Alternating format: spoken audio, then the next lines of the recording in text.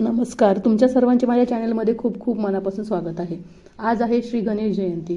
तर माघ महिन्यात श्री गणेश जयंती का साजरी केली जाते याबद्दल आपण थोडीशी माहिती बघूयात. आणि गणेशाचा जन्म माघ महिन्यात कशा प्रकारे झाला हे पण आपण ह्या व्हिडिओमध्ये बघणार आहोत. कारण भाद्रपद महिन्यात ही गणेशांचा जन्म साजरा केला जातो. तर माघ महिन्यामध्ये गणेश जन्म साजरा करण्यामागे काय कारण आहे हे आपण या व्हिडिओमध्ये जाणून घेणार आहोत. माघ शुद्ध चतुर्थीला गणेश चतुर्थी साजरी करण्यात येते. या दिवशी गणपतीचा जन्म झाला असे मानण्यात येते. गणेशाने नरांतक राक्षसाचा वध करण्यासाठी कश्यपाच्या कुटुंबात विनायक या नावाने अवतार घेतला, म्हणून ही विनायकी चतुर्थी जास्त प्रसिद्ध आहे. या चतुर्थीला तिलकुंद चतुर्थी म्हणतात. षोडोपचार गणेश पूजन करून तीळ मिश्रित गुळाच्या लाडवांचा नैवेद्य अर्पण करतात. कुंद फुलांनी गणेशांची आणि सदाशिवांची पूजा करून रात्री जागरण करतात, म्हणून या चतुर्थीला तिलकुंद चतुर्थी असे म्हणतात. या दिवशी ढुंडीराज गणेश रूपाची पूजा करावी असे सांगितले जाते. तसेच माघ महिन्यातील विनायक चतुर्थी म्हणजे श्री गणेश जयंती. गणपतीचे दोन प्रमुख अवतार आहेत. एक शिवपार्वतीचा पुत्र गजानन आणि दुसरा कश्यप आणि आदिती यांचा मुलगा विनायक. महोत्कट म्हणजेच विनायक. या विनायकाने अगदी बालपणापासून पराक्रमाची पताका जगभर नांदत ठेवली आणि त्याच्या पाठीशी कोणत्याही प्रकारचे बळ नसताना अनेक स्वकर्तृत्वावर त्याने देवतांनाही संकटमुक्त केले. ऋषी, साधू, मुनिजन अशांना निर्वेदपणे जगता येईल अशी अनुकूल परिस्थिती उपलब्ध करून दिली. हे त्याचे उपकार स्मरण्यासाठी आपण गेली शतकानुशतके त्याचा हा जन्मोत्सव मोठ्या आनंदात आणि उत्साहात साजरा करतो. श्री गणपतीचे विनायकाचे चरित्र हे या दृष्टीने फार मोठे आदर्श असे आहे. भाद्रपद महिन्यात जी आपण गणेश चतुर्थी साजरी करतो तर ते गाणपत्य संप्रदायाचे हे एक महत्त्वाचे व्रत आहे. श्रावण शुद्ध चतुर्थी ते भाद्रपद शुद्ध चतुर्थी असे महिनाभर करायचे व्रत आहे. नदीकिनारी बसून स्नान करून आपल्या हाताने अंगठ्या एवढी मातीची गणेश मूर्ती हातावरच तयार करावी.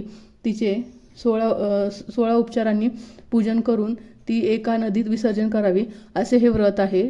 याला पार्थिव गणेश व्रत असे म्हणतात. महिनाभर जमले नाही तर किमान शेवटच्या दिवशी तरी पार्थिव मूर्तीची पूजा करावी अशी यामागे धारणा आहे. ही पार्थिव गणेश पूजा दिवस म्हणजे आपण आज साजरी करत असणारी श्री गणेश चतुर्थी होय. या चतुर्थीला गणपतीची षोडोपचारे पूजा करायची असते. तसेच माघी गणेशोत्सवाची मोठी परंपरा का आहे. भाद्रपद चतुर्थीप्रमाणेच माघ महिन्यातील चतुर्थी म्हणजेच गणेश जयंती सार्वजनिक पद्धतीने साजरी करण्याची प्रथा अलीकडे सुरू झाली आहे.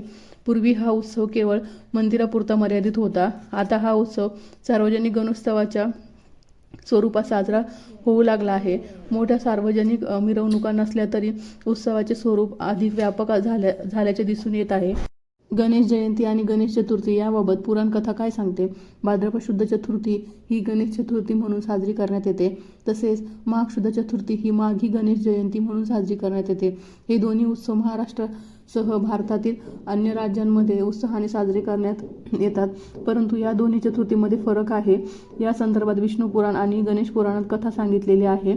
गणेश पुराण हे गाणपत्य संप्रदायातील महत्त्वाचे पुराण आहे. हे पुराण ब्रह्मदेवाने व्यासांनी भृगु ऋषींना आणि भृगु ऋषींनी सोमकांत राजाला सांगितली. उपासनाखंड आणि क्रीडाखंड असे या पुराणाचे 2 भाग आहे. गणेश पुराणामध्ये गणपती संदर्भातील अनेक कथा सांगितल्या आहे.